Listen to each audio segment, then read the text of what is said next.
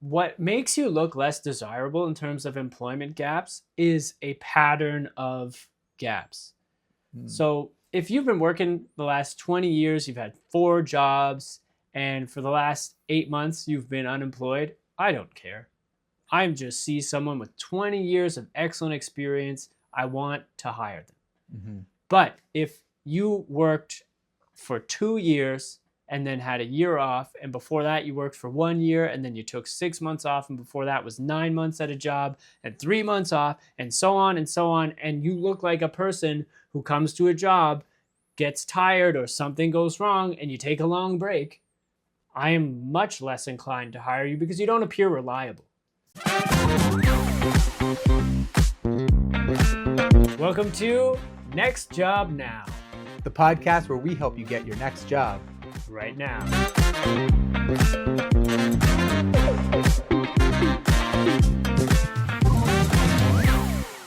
Welcome to the podcast. I'm Greg Langstaff. I'm a certified resume strategist. I've written over 2,000 resumes, and I love helping people get new jobs. And I'm Jeff, and I have a lot of questions about job searching. Together, we're going to talk about everything you need to know about landing your next role. Today, we'll cover the reality of employment gaps and what strategies actually work when you're in between jobs. Greg, I have a question for you.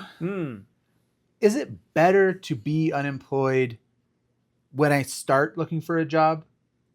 Meaning, do I look for a job while I'm employed, or should I stay there until I'm unemployed and then look for my next job? I mean, the best time to look for a job is as soon as you want a new job, which usually in a best case scenario is going to happen while you're employed. Now, the reason I would rather see someone job searching while they do still have a job is just that it gives us a little bit more stability and flexibility to be kind of choosy about the next job. Like, we're less likely to ignore red flags from the interviewer. We're less likely to take a lower salary. We're less likely to accept a job that involves a lot of things we don't want to do if we're not like desperate to move on. Okay, you said a few things there that I'm excited to talk about on this podcast about pay cuts, that desperate feeling, choosing red flags. So let's go through a series of questions and hopefully we can unpack some of those great things. Cool. My quick follow-up is when you're on a contract role. Now, obviously the employer assumes you're on a contract, and if they don't extend that contract, you're looking for jobs.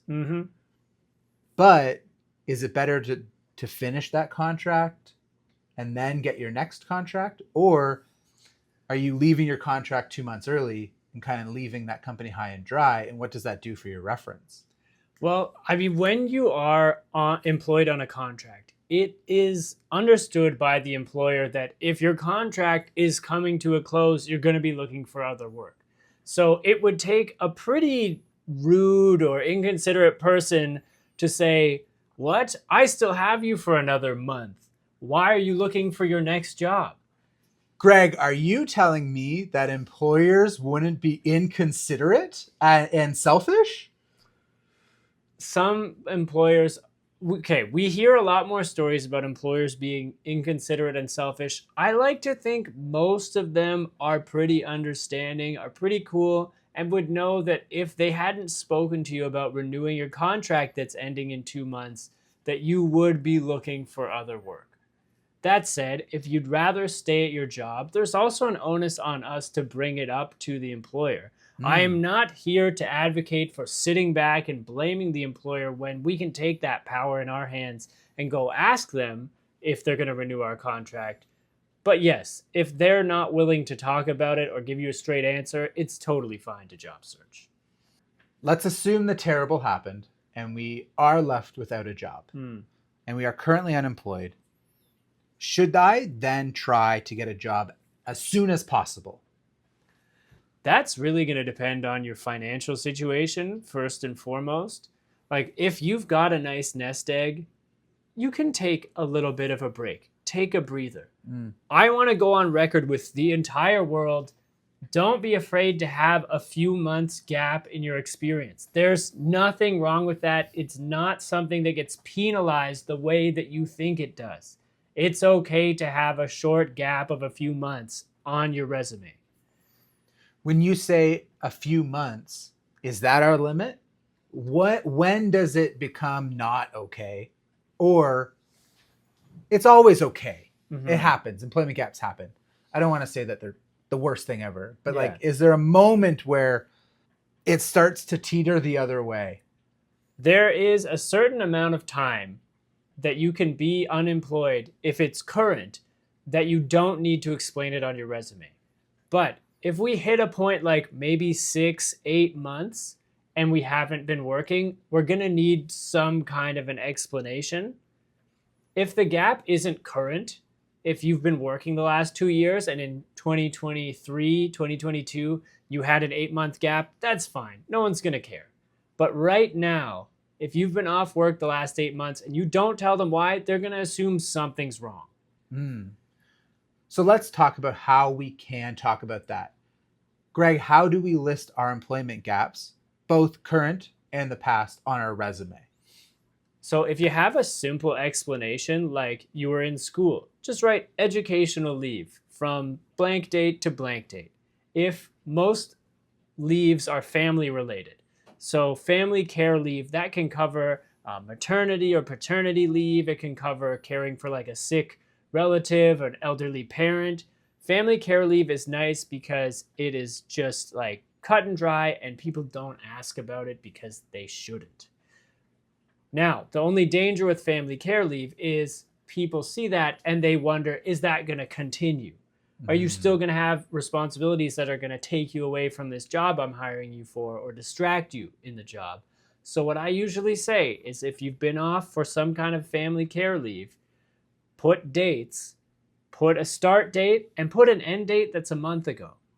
If I say I had a family care leave from January 2025 to November 2025, and it's January 2026, they will see that and they will know my responsibilities in caring for the family member have ended. Now, another tip I love to share is if you are the one with the health problem, just say family care leave. You're part of your own family, and in taking that rest, you are caring for your family, and it's none of their business if you had a health problem. It's none of their business. So just write family care leave, start date, end date of a couple months ago so they know you are ready to work. That is very helpful, and I think having it just straight up on your resume as like so you're just saying you would put it in exactly like you would a job. But with no bullet points. But with no bullet points, but like a family care leave, and then that short little took time off to care for family or whatever. An unwell family member. That's usually what I would write as a bullet point. Yeah. And then that's it. And you just on to the next, the job before that. Yeah. And then like some people do a little bit of work while they're on family care leave. So you might have the bullet point that says like temporarily departed from full-time work to care for an unwell family member, period. Also maintained part-time consulting work doing blank, blank, and blank. And that's it. And they see, okay, this is why you've been off for the last 11 months. That question is answered in my head. I can read now your actual resume. And that's the whole point. We just want to explain it just enough so that they aren't thinking about it. That's it. So what can I do if that's not the case? If I'm not off because of a family care leave, or I'm not off for health, and I'm just unemployed? Yeah. What can I do to stay connected in my industry and keep my resume relevant and updated so that it doesn't look like I've just been unemployed for a year, 2 years? So if you have an employment gap because you lost your job and the job search just hasn't been going well, first off, check out my website, greglangstaff.com. Lots of resources there. Check out our YouTube channel as well. But if that's the case, if you have been unemployed just because you haven't been able to find a job, you need to get yourself into some sort of educational setting, because education leave is like the best gap filler you could put in a resume. And this doesn't mean you have to go enroll in an MBA. You could just go on to like LinkedIn Learning edX, Coursera, whatever you like, and just start taking relevant courses. Because then you've not only filled that time period, you're also adding certificates to your resume. You're adding skills that you can speak to. That's like the first thing I would recommend doing. And do you recommend doing those kind of upskilling and learning for anyone who's maybe re-entering the workforce after an extended leave? So kids are finally in school and parents are returning to work. Would you recommend, just to stay up to date and show that you're ready to work in today's current environment? Heck yes, I would, Jeff. Heck yes, you would. Yes, I would. Yeah, it's an amazing way to show like you're back at it as well. The other thing, because you asked like, what else can I do when I'm unemployed? The other thing is like, if you can pick up part-time work, that's an amazing way to fill in an unemployment gap, because then suddenly you're not unemployed and you don't have to say it was part-time in your resume if you don't want to. You can also do consulting. This could be your friend's side hustle. Maybe you're going to advise them on some marketing tactics, and suddenly now you are a marketing consultant. And you can put bullet points in about all the things you helped your friend with in their business, even if they didn't pay you. Volunteer experience also doesn't have to be declared as volunteer on your resume. Just call that section experience and put the volunteer stuff in there that filled the time when you were off. Those are great, and I hope that you take away some of those awesome tips from today's episode. Does being unemployed make me look less desirable? I don't think so necessarily. What makes you look less desirable in terms of employment gaps is a pattern of gaps. So if you've been working the last 20 years, you've had 4 jobs, and for the last 8 months you've been unemployed, I don't care. I just see someone with 20 years of excellent experience. I want to hire them. But if you worked for 2 years and then had a year off, and before that you worked for 1 year, and then you took 6 months off, and before that was 9 months at a job, and 3 months off, and so on, and you look like a person who comes to a job, gets tired, or something goes wrong, and you take a long break, I am much less inclined to hire you because you don't appear reliable. I was just going to say, you're not desirable because you're unreliable. You're not desirable because you're unreliable. So at what point in my job search do I cut my losses and just find anything, any employment, just to have something on my resume, just to no longer be unemployed? I would say like career story wise, maybe within a year, like around the year mark, maybe we start to really lower the standards. Financially, that could come a lot sooner. If you are pressed for cash, if you're going into debt or further into debt, like, yeah, then maybe we need to lower the standards. If you're the type of person who has continuously been promoted in past jobs, take anything, because you're going to kill it. You're going to get promoted again.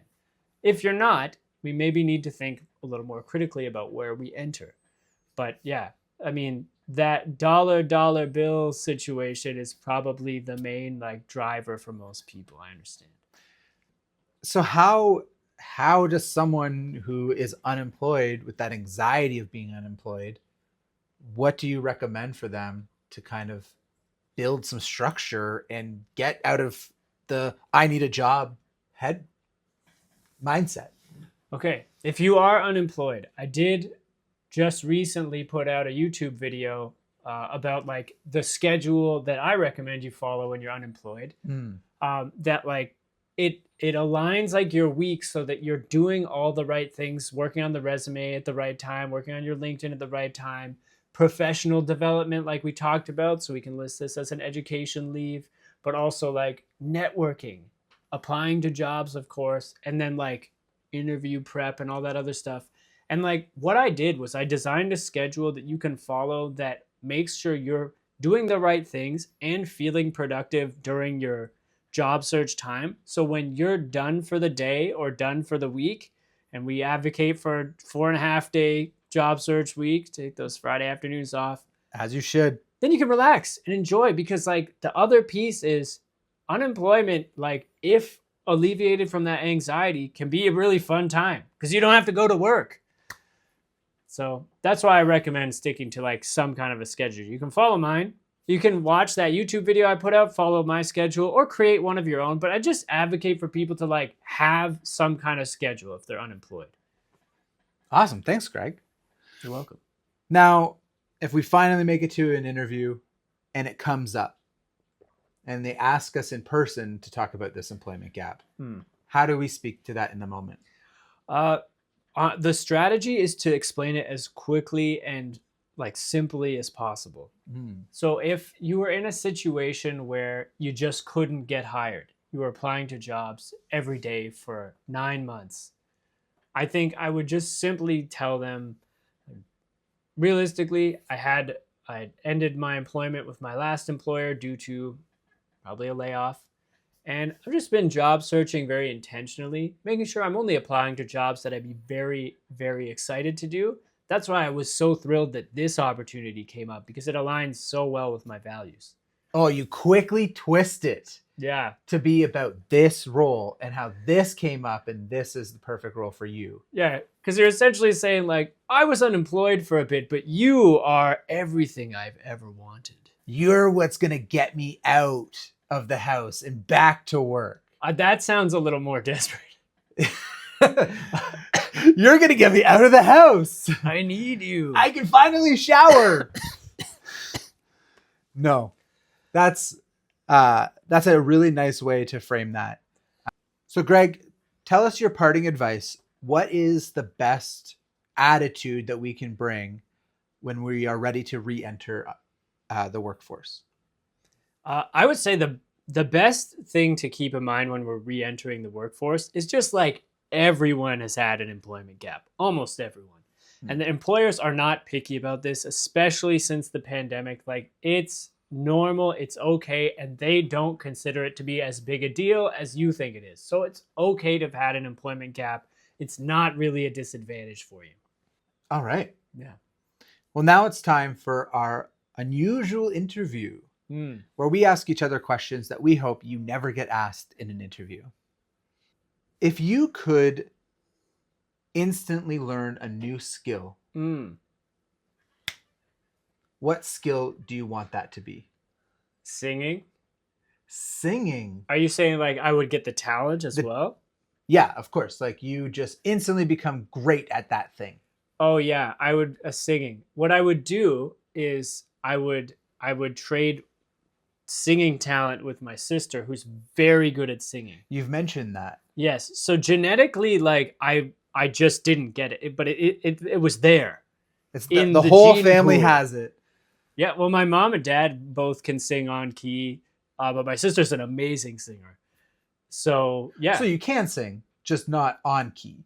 Everyone can sing. I'm comfortable with voice modulation. Voice modulation. Is that how you write singing on your resume? Voice modulation. Yeah. Voice modulation professional. As a keyword. Yep. Oh, as your professional title? Yeah. Yeah, there you go, singers. Jeff, I love that question. So my question is back to you, the same thing. What talent would you add instantly? Oh, singing is a good one because that is something that I cannot do and I am afraid of. I'm terrified of singing. What about like happy birthday? Terrified. You won't sing happy birthday in a crowd of people? I'm a fantastic lip syncer. Oh. There's a crowd of people and I don't need to carry that. I'll carry the conversation. Okay. Don't ask me to carry the tune.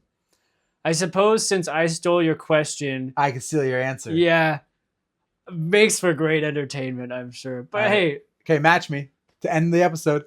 That wasn't bad. Hey. We both can't sing. So. Okay. All right. We don't know if that was bad. Thanks so much for tuning in. This was a fun episode on a very unfun topic, but I hope you're feeling a little more empowered, a little more okay, because it's fine to be unemployed. It happens to everyone. What are we talking about next week, Jeff? Well, next week we're going to talk about new job nightmares. Oh. From So, our audience, right? from our audience. Okay, so if you submitted an answer to any of our questions we put out about like the worst thing that happened at a new job, tune in next week. Your story might be featured, although we won't name names. No names. Okay, see you next week.